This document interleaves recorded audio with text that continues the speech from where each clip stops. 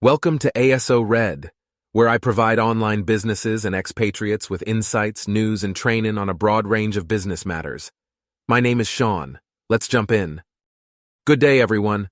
Today we're going to talk about the Romanian Senate's adoption of a draft law tightening rules on gambling publicity. So, let me begin with a summary. I want to give you an overview of the draft law, the restrictions it contains, and the implications of the law for gambling operators and media outlets.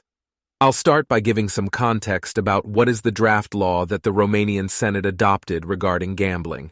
Alright, so we will provide an overview. The draft aims to tighten rules on publicity for gambling and introduces stricter rules to protect minors and other vulnerable individuals. Initially, it included a blanket prohibition on all forms of publicity for gambling, but the senators eliminated this provision to avoid adverse impacts on budgetary revenues. Then another thing to consider are the restrictions contained in the draft.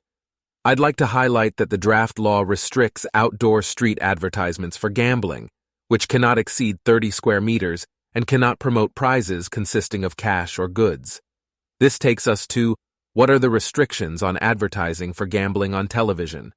So indeed, the draft law prohibits gambling advertising on television, namely between 11 p.m. and 6 a.m., except during live transmission of sporting events.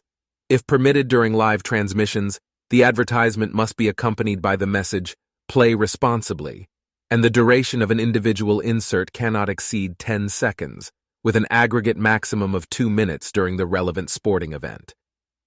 Then another thing to consider is, who is not permitted to promote or advertise gambling? Now we need to understand that the draft prohibits public, cultural, scientific, or sporting personalities or other individuals who can encourage participation in gambling from promoting or advertising gambling. Actually, a similar recommendation is included in the Code of Conduct issued by the NGO, but since these are only soft law recommendations to the industry, they are rarely observed in practice.